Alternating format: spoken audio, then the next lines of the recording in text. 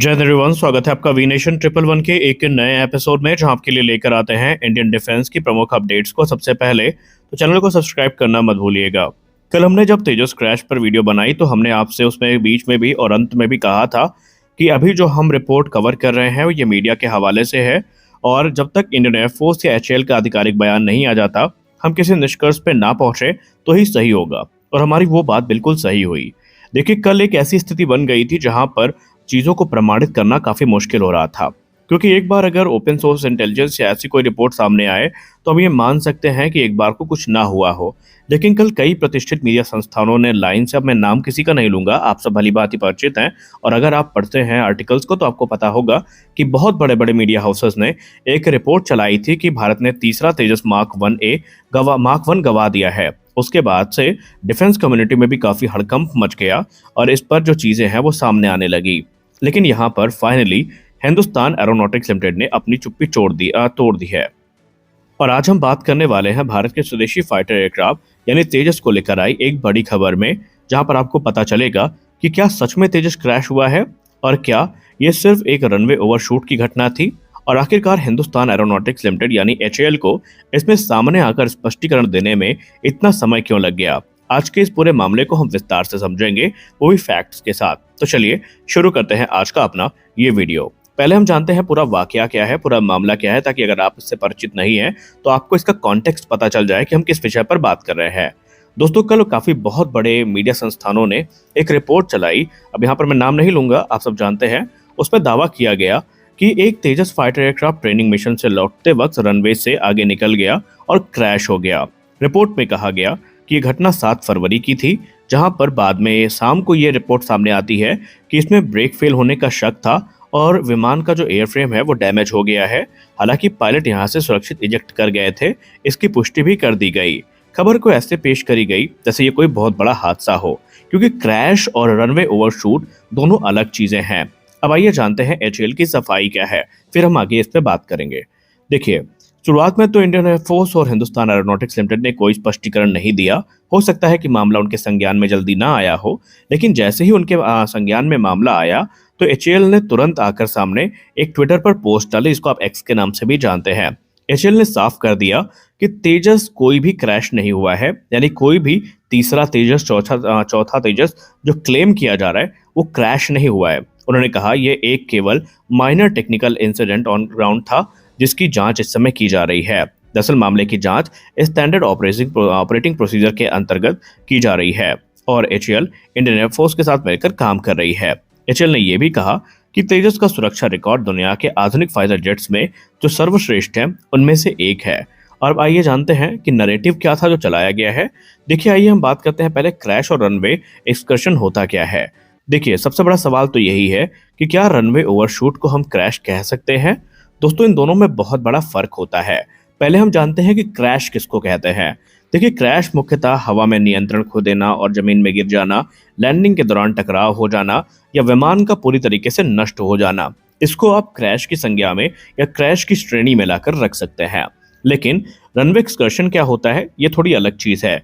Landing के बाद runway से विमान का आगे निकल जाना, ब्रेकिंग या मौसम की वजह से कुछ दिक्कत आना, और ये हर बार क्रैश नहीं होता है। इसमें विमान रिकवर भी होते हैं, माइनर डैमेज या थोड़े मेजर डैमेज के बाद इनको रिकवर किया जा सकता है।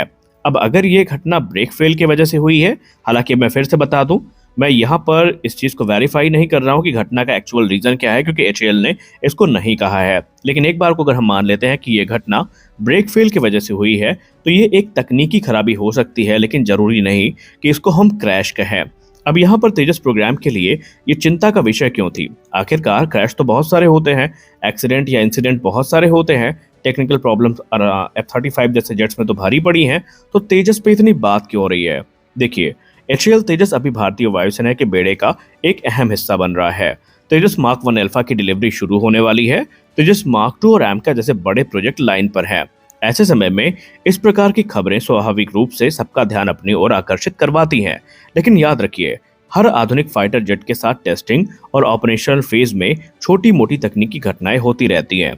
महत्वपूर्ण बात यह है कि इस घटना में पायलट हमारे सुरक्षित हैं, जांच जारी है, एचएएल और इंडियन एयरफोर्स पारदर्शिता दिखा रहे हैं। अब आइए हम बात कर लेते हैं मीडिया नैरेटिव और आधिकारिक बयान, ताकि आप समझ जाएं कि नैरेटिव कैसे बिल्ड किया जाता है।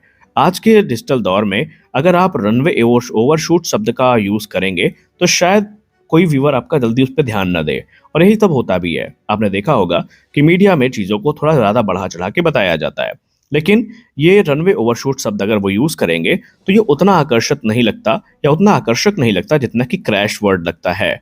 लेकिन डिफेंस रिपोर्टिंग में शब्दों की सटीकता बहुत महत्वपूर्ण होती है।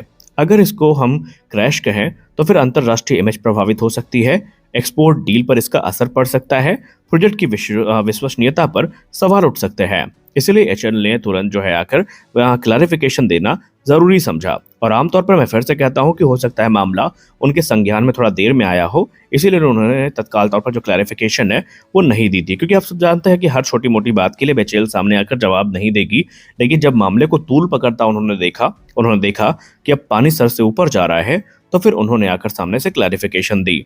यानी अब तक हमने जो फैक्ट्स के आधार पर आपको बताया उसमें कोई भी आधुनिक क्रैश कंफर्म नहीं है, और एचएल ने कह दिया है कि एक माइनर टेक्निकल फॉल्ट था, यहाँ पर पायलट सुरक्षित है, घटना ग्राउंड पर हुई है, जांच जारी है। अब सच्चाई क्या है ये तो रिपोर्ट में आने के बाद ही पता चलेगा, जब ऑफिशियल रिपोर्ट जारी करी जाएगी आखिरकार वो तकनीकी समस्या क्या थी जिसकी वजह से ये प्रॉब्लम हुई है। लेकिन फिलहाल उपलब्ध जानकारी के अनुसार इसे क्रैश कहना सही नहीं होगा। आपकी क्या राय है? क्या ये एक सामान्य तकनीकी घटना है, और क्या हमें इसमें और पारदर्शिता की जरूरत है? आप किसकी बात सच मानेंगे? क्या एचएएल को बयान पहले दे देना चाहिए था? आप अपनी राय कमेंट सेक्शन में हमें जरूर बताएं। एक और चीज आपको हम बताना चाहेंगे कि तेजस एयरक्राफ्ट जो है वो अब तक के सबसे बेहतरीन रिकॉर्ड के साथ आपको देखने को मिलता है।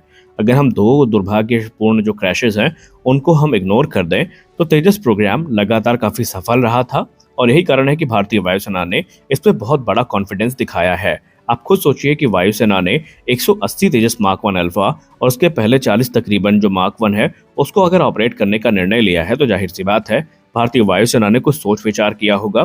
भारतीय वायुसेना ने अपने एंड से पूरी जांच पड़ताल करी होगी, और यही कारण है कि भारतीय वायुसेना इस पे इतना भरोसा दिखा रही है। तो ऐसे में हम पहले भी कहते हैं कि इस प्रकार की रिपोर्ट में जो आधिकारिक बयान होता है उसकी वैल्यू या उसका जो मान्य है वो सबसे ज्यादा होता है।